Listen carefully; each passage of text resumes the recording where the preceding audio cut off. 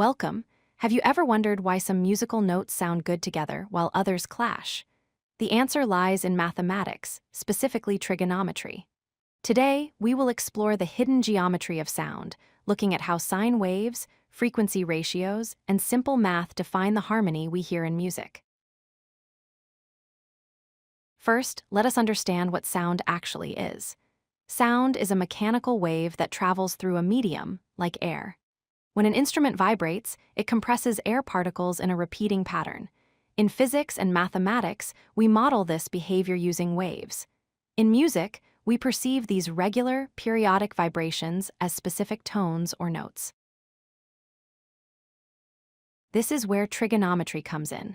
The purest tone is represented by a sine wave, derived from the function y equals a times sine of 2 pi ft here. The amplitude, or height of the wave, determines the volume. The frequency, or how fast the wave repeats, determines the pitch. This simple curve is the building block of all musical sounds. Let's look closer at frequency. Frequency is measured in hertz, which means cycles per second. A low pitch corresponds to a low frequency and a long wavelength, like the green wave shown here. A high pitch has a high frequency and a short wavelength, like the red wave. The faster the vibration, the higher the note.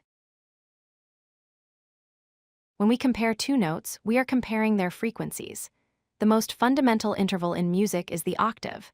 This occurs when one frequency is exactly double the other, a ratio of 2 to 1.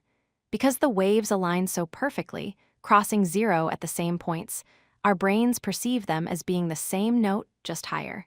It is the most consonant sound possible.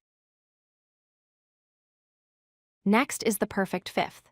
This interval has a frequency ratio of 3 to 2. This means for every 2 cycles the lower note completes, the higher note completes exactly 3. You can see how the pattern repeats regularly. This simple integer relationship makes the perfect fifth sound incredibly stable and pleasing to the ear, forming the basis of most Western harmony. We can visualize this difference between consonance and dissonance. On the left, consonant intervals like the perfect fifth have simple ratios, creating a clean, repeating wave pattern. On the right, dissonant intervals have complex ratios, like 16 to 15. The waves rarely align, creating a rough, jarring interference pattern that we hear as tension.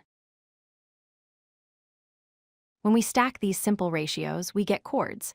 The most famous is the Major Triad. It is built on the frequency ratio of 4 to 5 to 6. The root note vibrates 4 times, the third vibrates 5 times, and the fifth vibrates 6 times in the same duration. This mathematical perfection is why a major chord sounds so happy and resolved.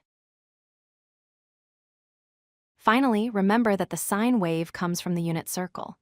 As we move around a circle, from 0 to 360 degrees, or 2 pi radians, we trace out one cycle of a wave. If we start at a different angle, we create a phase shift.